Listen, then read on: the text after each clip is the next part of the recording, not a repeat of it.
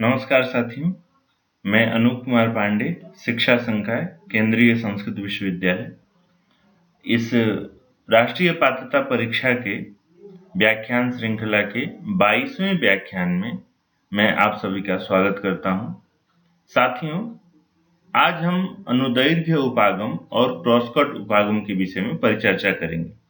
अंग्रेजी में अनुदैर्घ्य उपागम को लॉन्गिट्यूडनल अप्रोच बोलते हैं और क्रॉसकट उपागम को क्रॉस सेक्शनल अप्रोच बोलते हैं। वस्तुतः आज का जो व्याख्यान है, आज का यह पाठ एक श्रोता के कहने पर संयोजित किया जाता है। एक श्रोता अध्येता का हमारे पास वैयक्तिक रूप से आया था परामर्श कि अनुदैर्घ्य उपागम और क्रॉसकट उपागम से प्रत्येक प्रश्न पत्र में प्रायः प्रश्न होते ही हैं और इस आधार पर बहुत सारे खासकर जो हिंदी भाषी अध्येता हैं उनको इन चीजों की समझ कम रहती है, जिसके कारण थोड़ी सी असावधानी की वजह से इनके प्रश्न गलत हो जाते हैं। इसलिए उनका विशेष आग्रह था कि आज इस विषय पर परिचर्चा की जाए। इसीलिए मैं तो इस व्याख्यान श्रृंखला में जो अनुसंधान वाला बिंदु था, दूसरी अनुमिति, उसको पूर्ण कर चुका था, लेकिन आज पुनः उनके कहने से इस पर आज हम परिचर्चा कर रहे हैं। मित्रों, वस्तुतः ये उपागम आया कहाँ से? तो देखिए, जब हम अनुसंधान का विभाजन कर रहे थे, अर्थात अनुसंधान का वर्गीकरण कर रहे थे, तब हम अनुसंधान का वर्गीकरण करने के लिए प्रायः दो प्रकार के आधारों को हम लेते हैं। एक आधार होता है योगदान की दृष्टि से अनुसंधान का आधार, अनुसंधान के वर्गीकरण का आधार। योगदान एक कंट्रीब्यूशन होता है जिसको हम बताते हैं कि अनुसंधान से सामाजिकों को, व्यक्तियों को क्या मिल रहा है। तो उस आधार पर कंट्रीब्यूशन के पॉइंट से, योगदान के आधार पर अनुसंधान हमने तीन प्रकार का बांटा था: मौलिक अनुसंधान, व्यवहारिक अनुसंधान और क्रियात्मक अनुसंधान। और फिर व्यवहारिक अनुसंधान के अलग अलग भेद किए थे, जैसे प्रयोगात्मक अनुसंधान, ऐतिहासिक अनुसंधान, दार्शनिक अनुसंधान, फिर उसी में प्रयोगात्मक के अंतर्गत सर्वे रिसर्च, जो सर्वेक्षण अनुसंधान, फिर घटनोत्तर अनुसंधान, ये तमाम विभेद थे। किंतु इसका जो दूसरा पक्ष है, उपागम के आधार पर अनुसंधान का वर्गीकरण, ये अप्रोचेज बेस्ड जो रिसर्च का हम डिवाइडेशन करते हैं, उसमें अप्रोच जो है बेस रहता है, उपागम जो है आधार होता है, और इसी उपागम के आधार पर अनुसंधान को दो भागों में बांटते हैं। एक को अनुदैर्घ्य उपागम बोलते हैं और दूसरे को क्रॉसकट उपागम बोलते हैं। तो आप ये शब्द कहाँ से आ रहा है? अनुसंधान के वर्गीकरण के क्षेत्र में उपयोग किया जाने वाला शब्द है।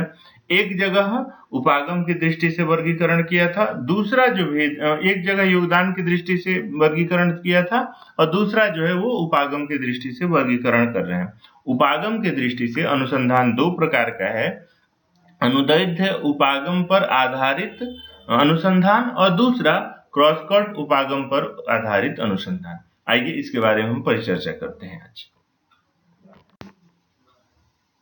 साथियों, अब प्रश्न उठता है कि ये अनुदैर्घ्य उपागम जो लॉन्गिट्यूडनल अप्रोच है, ये है क्या? तो अनुदैर्घ्य शब्द जो है, इसका उपयोग प्रायः जैविक विज्ञान के क्षेत्र में किया जाता है। जैविक विज्ञान में किसी पौधे या बालक का अध्ययन जब उसके जन्म से लेकर के परिपक्वता के अवस्था तक अथवा उससे भी आगे तक किया जाता है, तो इस अनुसंधान की पद्धति को, इस अप्रोच को, इस उपागम को अनुदैर्घ्य उपागम कहते हैं। अब देखिए, एक पौधा जो अंकुरित हुआ, अंकुरित होकर के फिर आगे वो पेड़ के रूप में विकसित होगा, वहां से लेकर के, या फिर एक शिशु जब जन्म लेता है तो वहां से जब तक वो मैच्योर होता है, तो वहां तक मैच्योरिटी लेवल तक का क्रमशः उसके विकास के अवस्था को, उसके जो भी गुणसूत्र हैं उनके आधारित उसके एक एक प्रयोग का जब अध्ययन किया जाता है, तब ऐसे अध्ययन की पद्धति को, ऐसे अप्रोच को, ऐसे उपागम को अनुदैर्घ्य उपागम कहा जाता है। अब एक प्रश्न उठता है कि आखिर हमारे क्षेत्र में इसका उपयोग क्यों नहीं हो रहा है सामान्यतः? तो देखिए, चाहे शिक्षा शास्त्र का क्षेत्र हो या भाषा विज्ञान का क्षेत्र हो या फिर भाषा अध्ययन या कला वर्ग के जो विद्यार्थी हैं, उनके जो है शिक्षण पद्धति में इस शब्द का अनुप्रयोग कम होता है। क्यों? क्योंकि ये जैविक विज्ञान के क्षेत्र में प्रयोग किया जाने वाला शब्द है, लॉन्गिट्यूडिनल अप्रोच। हम इसका हिंदी अनुवाद जब करते हैं तो ये अनुदैर्घ्य उपागम कहलाता है। और या तो वो क्या करते हैं, किसी पौधे के अंकुरण से लेकर के और पेड़ के रूप में परिवर्तन तक का इस प्रोसेस का जो संपूर्ण प्रक्रिया है, इसका अध्ययन करते हैं और इस अध्ययन की प्रक्रिया को वो अनुदैर्घ्य उपागम कहते हैं। उसको लॉन्गिट्यूडिनल अप्रोच बेस्ड स्टडी बोलते हैं। तो इस अनुदैर्घ्य उपागम आधारित अध्ययन बोलते हैं। तो मुख्य क्या है, इस उपागम में सभी प्रकार के जो भी अनुसंधान होते हैं वो उसमें कालक्रम के अनुसार संपादित किए जाते हैं, अर्थात किस समय में कौन से गुण का विकास हो रहा है। अभी हम शिक्षा शास्त्र में आप सुन रहे होंगे, प्रयोग कर रहे होंगे या सामान्य आकलन प्रक्रिया को ले आए हैं। हम कॉग्निशन डेवलपमेंट प्रोसेस का स्टडी कर रहे हैं। हम बच्चों के जो है संज्ञानात्मक विकास प्रक्रिया का अध्ययन कर रहे हैं। तो इस विकासात्मक प्रक्रिया में हमेशा किस काल में कौन से पाठ्य वस्तु उनको परोसना चाहिए या उनके मस्तिष्क, शरीर या फिर अन्य जो क्रियात्मक पक्ष है उसमें कौन सा विकास हो रहा है, इसका हम अध्ययन करते हैं, बताते भी हैं, करते भी हैं। तो इस प्रकार से जितने भी ऐतिहासिक अनुसंधान और जननिकी अनुसंधान, जो जेनेटिक साइंस का अनुसंधान है, वो सभी इसी उपागम का आधार मानते हैं, इसी उपागम का अनुसरण करते हैं, इसी उपागम के आधार पर अपने अध्ययन को वो संपादित करते हैं। जब हम शिक्षा के क्षेत्र में हम एक अध्यापक हैं तो एक प्रश्न उठता है कि इसका उपागम का उपयोग कहाँ होता है शिक्षा के क्षेत्र में। तो देखिए, विद्यालय में जो प्रवेश लेने वाले बच्चे हैं, उन बच्चों का शारीरिक और मानसिक विकास का जब हम एक कालक्रम से क्रमबद्ध तरीके से जब अध्ययन करते हैं कि वो बच्चा जब पहले दिन आया था तब कैसा था और आज कैसा है, इसीलिए हमने इसमें कॉग्निशन डेवलपमेंट को ले आया, संज्ञानात्मक विकास को ले आया। उसमें कौन कौन से गुण पहले थे और अब कौन से नए विकास हो रहे हैं, नए किन गुणों का वो अर्जन कर रहा है। तो ये संपूर्ण अवधि को, संपूर्ण इस अध्ययन परंपरा को हम अनुदैर्घ्य उपागम आधारित अध्ययन कहेंगे, लॉन्गिट्यूडिनल अप्रोच बेस्ड स्टडी बोलेंगे।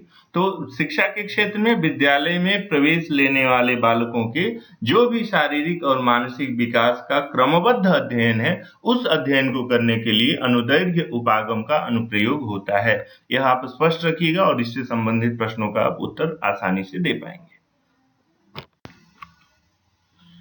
साथियों, जो दूसरा इसका अप्रोच है उसको क्रॉस सेक्शनल अप्रोच बोलते हैं, क्रॉस कट उपागम बोलते हैं। दरअसल ये क्रॉस कट जो शब्द है ये विशेषतः वनस्पति विज्ञान से उधार लिया जाता है। वनस्पति विज्ञान जब पौधों के अध्ययन के लिए वो उन पौधों को बाहर जगह जगह से काट करके और एक एक सेक्शन का, एक एक आप कह सकते हैं खंड का जब अध्ययन करते हैं, तो उस अध्ययन की जो अप्रोच है, जो आधार है, जो प्रक्रिया है, जो पद्धति है, उसको वो क्रॉस सेक्शनल अप्रोच के नाम से संबोधित करते हैं।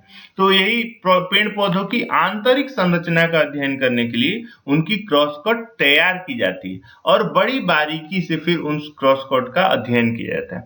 इस प्रकार से इस प्रकार के अध्ययन में समय का वस्तुतः कोई महत्व नहीं होता, अपितु एक समय विशेष में पाए जाने वाले विविध घटकों का अध्ययन किया जाता है। क्रॉस कट शब्द का क्या अर्थ हुआ? जब किसी पौधे को एक एक खंड का काट काट करके अध्ययन करना होता है, जैसे पौधे में कब जो है तना उसका मजबूत हो जाता है और कब उसमें कौन से नए जो है शाखा का विभाजन होता है, नया शाखा कब उगता है, या फिर उस शाखाओं में कौन से नए गुण आ रहे हैं, या फिर उसमें कोई तत्व रासायनिक आ रहा है तो वो कब आ रहा है, कैसे आ रहा है, फिर उसको काट दे रहे हैं तब क्या आ रहा है, क्या हम उससे क्लोन बना पा रहे हैं या नहीं बना पा रहे हैं। इन तमाम अध्ययनों के लिए वनस्पति विज्ञान में क्रॉस सेक्शनल अप्रोच को अपनाया जाता है। जब इसको हम शिक्षा के क्षेत्र में ले आते हैं, तो अब हमसे भी पूछा है भाई हम शिक्षा के क्षेत्र में इसका क्या उपयोग करें, कैसे और क्यों हमारे लिए दिया गया। तो देखिए विद्यालय में जो प्रवेश लेने वाले बच्चे हैं, उनके विविध कक्षा स्तरों पर उनके शारीरिक और मानसिक विकास का अध्ययन करने के लिए हमें क्रॉस कट जो उपागम है, क्रॉस सेक्शनल अप्रोच है, इसका हमें सहारा लेना होता है, इसका अनुसरण करना होता है। क्यों? क्योंकि एक तो देखिए डेवलपमेंट प्रोसेस के अध्ययन, उनकी विकास प्रक्रिया के अध्ययन के लिए हमने अनुदैर्घ्य उपागम का सहारा लिया था। वहीं अलग-अलग लेवल पे जो गुण आने चाहिए, जैसे वो वनस्पति विज्ञान वाले क्या करते हैं, एक तना में या एक पौधे में कब कौन-सा रासायनिक गुण आ रहा है, और जैसे मान लीजिए नीम का पौधा है, तो नीम का विशेष जो तत्व है, विशेष गुण है, वो कितना बड़ा हो जा रहा है पौधा या कितने समय का हो जा रहा है तब उसमें आ रहा है, उससे संबंधित अध्ययन के लिए वो क्रॉस सेक्शनल अप्रोच अपनाते हैं। ठीक उसी प्रकार से हम अलग-अलग कक्षा स्तरों पर बच्चों में जो गुण आने चाहिए, अर्थात एक 5वीं कक्षा में कौन से बच्चों में कौन से गुण होने चाहिए, छठी में कौन होना चाहिए, चूँकि इस स्तर पर बच्चों का जो टीचिंग लेवल होता है, अंडरस्टैंडिंग लेवल होता है, वो अवबोध स्तर पर अध्यापक को शिक्षण करना होता है। तो किन शब्दों को छात्र ग्रहण कर पाएगा, उन शब्दों का ही प्रयोग उसे करना पड़ता है। तो इसलिए अलग-अलग कक्षा स्तरों पर बच्चों के कौन-कौन से शारीरिक और मानसिक विकास हो रहे हैं, इसके अध्ययन के लिए ये क्रॉस सेक्शनल अप्रोच को अपनाया जा सकता है, अपनाया जाता है शिक्षा शास्त्र विभाग में और शैक्षिक प्रक्रिया में। तो इस प्रकार से ये दोनों अप्रोच बेस्ड जो है डिवाइडेशन है, ये उपागम आधारित वर्गीकरण है अनुसंधान का। एक को अनुदैर्घ्य उपागम कहते हैं और दूसरे को क्रॉस कट उपागम कहते हैं। तो साथियों मैं समझता हूँ कि आप इन अप्रोच बेस्ड जो डिवाइडेशन जो उपागम आधारित वर्गीकरण है अनुसंधान का, इसको अच्छी तरह समझ पाए होंगे और इनसे सामान्य प्रश्न पूछे जाते हैं। कुछ पिछले साल के प्रश्नों को भी हमने देखा जब हमारे अध्येता ने हमें बताया कि इस पर आप परिचर्चा कीजिए ही। तो सामान्य प्रश्न पूछे जा रहे हैं और इसका आप उपयोग बड़े आसानी से कर सकते हैं। और इतने मात्र से अगर आपकी स्पष्टता नहीं होती है या कोई संदेह रहता है, तो बेहिचक आप कमेंट बॉक्स में लिख करके हमें बताएँगे। आवश्यकता हुई तो हम इस पे और परिचर्चा कर लेंगे। ठीक है, बहुत-बहुत धन्यवाद आप लोगों का, जो आप लोग इसको सुन रहे हैं, समझ रहे हैं और प्रतिक्रिया भी दे रहे हैं और प्रतिक्रिया के अनुसार हमें भी फिर परिवर्तन करने का मौका मिल रहा है। इसी के साथ आप लोगों को फिर से एक बार बहुत-बहुत धन्यवाद। अगले व्याख्यान में हम फिर एक नए बिंदु के साथ मिलेंगे। बहुत-बहुत धन्यवाद।